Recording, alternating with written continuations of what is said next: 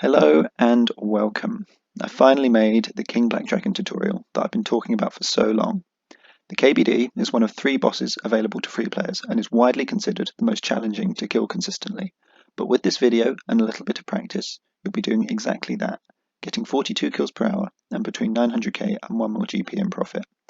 I've been documenting my loot from the last 5k kills on a Google Docs sheet, which I'll link in the description, so you can see exactly what drops are making up that number. The plan for this video is to go over my bank preset, how to best utilize the defensive ability Resonance to restore health from the Dragonfire attacks, and then go in depth with the ability rotation that I use. Then I'll finish off with some recommended changes to make it more suitable for Ironman. I'll timestamp everything in the description, so if you only click to hear me say thanks for watching, you can skip straight to the end. This guide will be melee focused since it's so much more damaging than the other styles in free to play. As I go over my bank preset, I'll be listing off what I use and the best buyable alternatives. These are my one items. My main hand weapon is in my inventory, I'll talk more about why in a second. The Good Raider chain can be replaced with Rune +3 if you can't afford it, and the Gravite offhand can be replaced with any Rune +3 weapon. As for the cape, necklace and ring slots, your best buyable alternatives are the Bladestorm Drape, Amulet of Strength, and Ring of Luck, but I'd strongly recommend sticking with the Amulet of Zealots. The boost it gives to the strength of your prayers puts it way ahead of anything else. The Rune Arrow is for arrow drops from KBD. It just means that any arrows that I pick up will go straight to my ammo slot rather than clogging up my inventory. Now, in my inventory, you'll see a Corrupt Dragon Mace. Replacing your Graphite main hand for Corrupts is a great way of increasing your profit. You'll get 10% more average damage, which greatly outweighs the cost of using them. I like the mace for its +5 prayer bonus and low cost. The grand exchange value of it is 28.8k right now, and its degraded counterpart outs for 18k once you're done with it.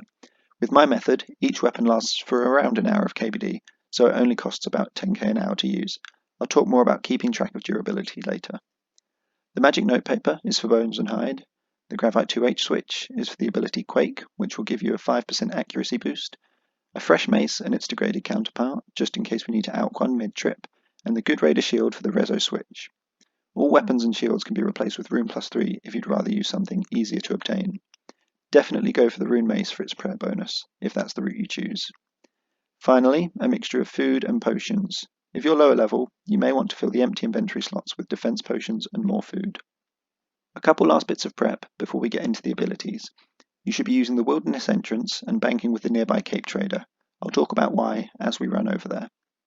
Using this entrance will give you a 10% damage boost, which means faster kills and consequently lower equipment costs.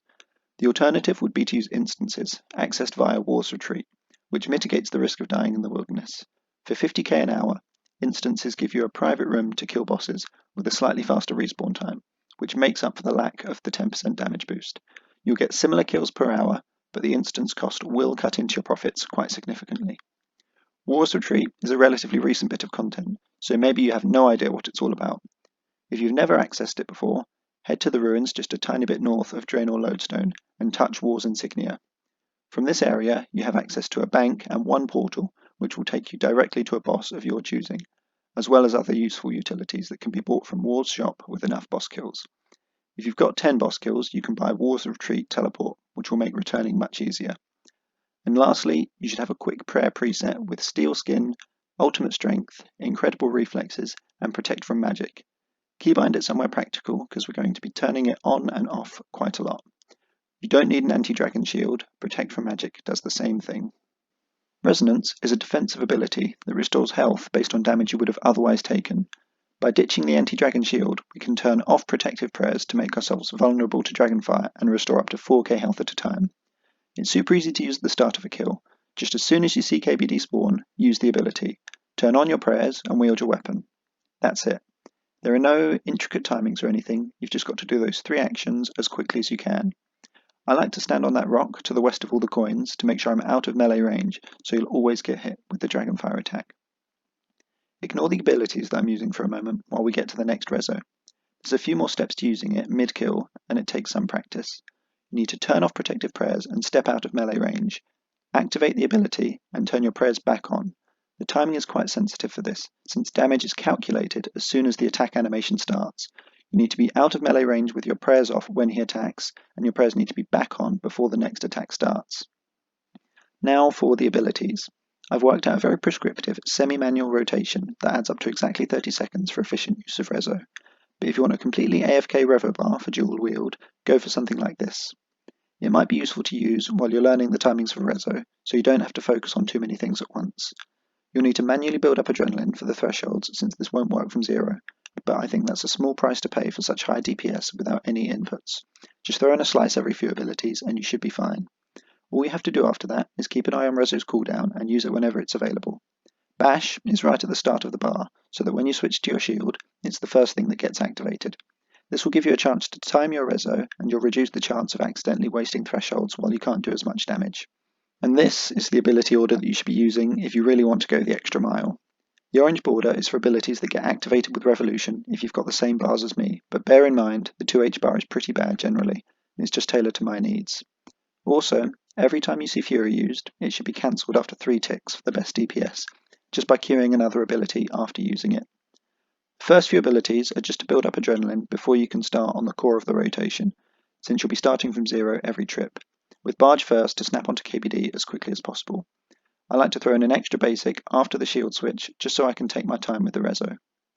After that, the abilities come in sets of 3, generally in the pattern Fury, Threshold, Basic. Fury has the nice secondary effect of boosting the critical hit chance of the next ability, hence why it's followed by thresholds. We gain 16% adrenaline from the basics and lose 15 from the thresholds, so it's easily sustainable. Don't switch back to dual wield until after Fury, because you need to wait for the reso to proc. Slaughter doesn't benefit from Fury's effect, so the basic comes first to give you more time to walk under KBD and triple Slaughter's damage. Quake is the next threshold we use. It's early on so that as many abilities as possible benefit from the 5% accuracy boost it gives. With action bar binding, we can let Revolution do all the work here. Replacing Fury for Cleave means we don't even have to cancel any abilities. Going back to dual wield, we use Fury, Assault, Basic, then finish with Fury, Destroy, Basic. Assault and Destroy are channeled abilities that should be cancelled after 7 ticks. I found the best way to count these ticks is to wait until Fury flashes off cooldown before using the basic. After that, we switch back to the shield and use one more basic before repeating the whole thing until he's dead. Now, we're back at the Cape Trader and ready to see how it all pieces together in real time. Before you enter the lair, you should have Protective Prayers on. If you don't, it's possible that KBD will hit you with his Dragonfire attack.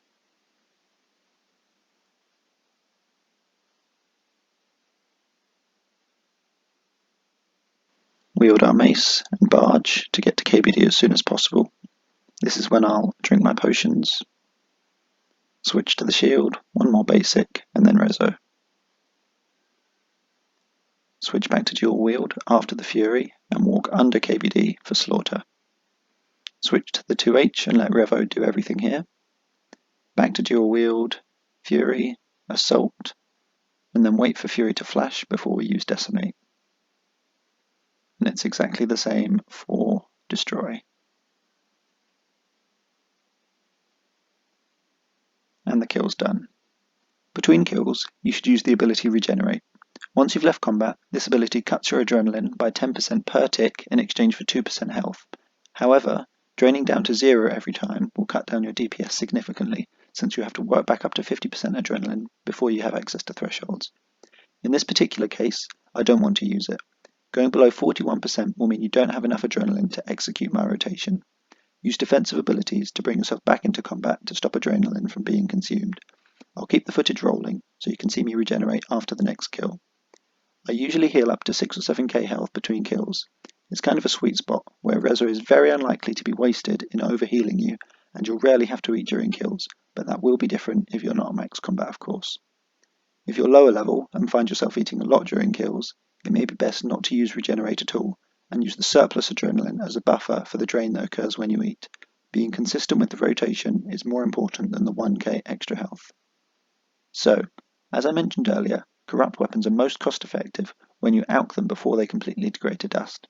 To work out when that is, you need to get yourself a throwaway weapon that will let break and count how many kills you can do before then. If it breaks on the 40th kill, alch your new weapons on the 39th kill going forward. That's pretty much it. I found that I can do 41 kills per weapon, but that will be different for those of you with lower levels. I use the drop log as a makeshift kill counter and reset it with every new weapon. Be aware that keybinds you might have for the degraded weapons will not work for the fresh ones until they too start degrading. I just manually switch until then. And now for a few bonus tips. If you find that you're getting through a lot of food and have free inventory slots, you can pick up the gold rings and sapphires that respawn every 5 minutes for a little extra GP. You may get frozen by the KBD's Dragonfire while they're outside of melee range. If that happens, just replace the Fury that comes after Rezo with Barge to break your binds. If you die, just run back to the lair and grab your items from your gravestone.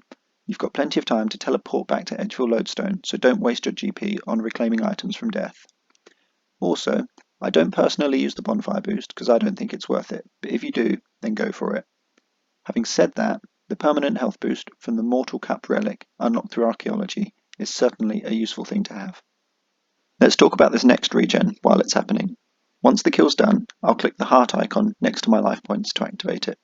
Typically, you'll only be gaining about 600 health per kill, which doesn't seem like a lot, but during a trip of 10 kills, that's 6k health, which certainly isn't negligible.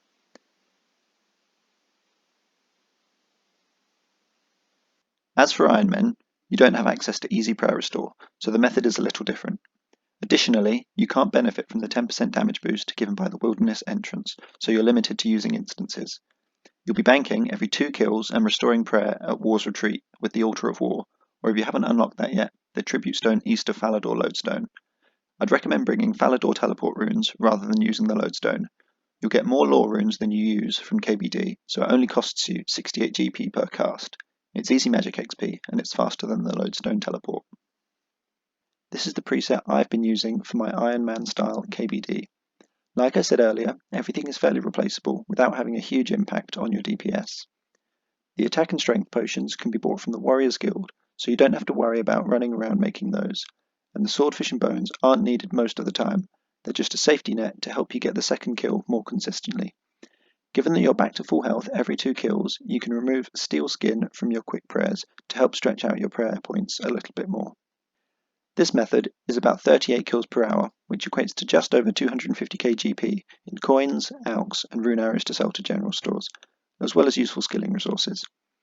If you have the adrenaline crystals unlocked, you can charge up to 50% between trips and start the first kill mid-rotation, so to speak, with Fury, Assault, Decimate, etc. You'll need to use defensives to stall adrenaline once you're in the lair. Besides that, it's pretty much identical. Given that KBD does not spawn until after you're in the lair, you should try and stand under him when he spawns. This will give you a moment to react and turn your prayers on. I think that just about wraps up the guide. I'm going to let this clip play out to the end so you can see a nice big 4K reso. They're pretty rare, so it's nice to catch one on camera. You'll also see that I didn't even use up a third of my prayer, which leaves plenty for the next kill. I'm very new to making these kinds of videos, so if you've got any feedback for me, I'd love to hear it. And if you have any thoughts on how my method could be improved, I'd love to hear that too. I've got plans to make more free-to-play oriented content, so stick around if that's something you're interested in. And please let me know what you want to see first, whether it's bossing, money making, skilling, or even something else. I've even got a few ideas for some interesting RuneScape related maths projects. Thanks for watching, and I'll see you in the next video.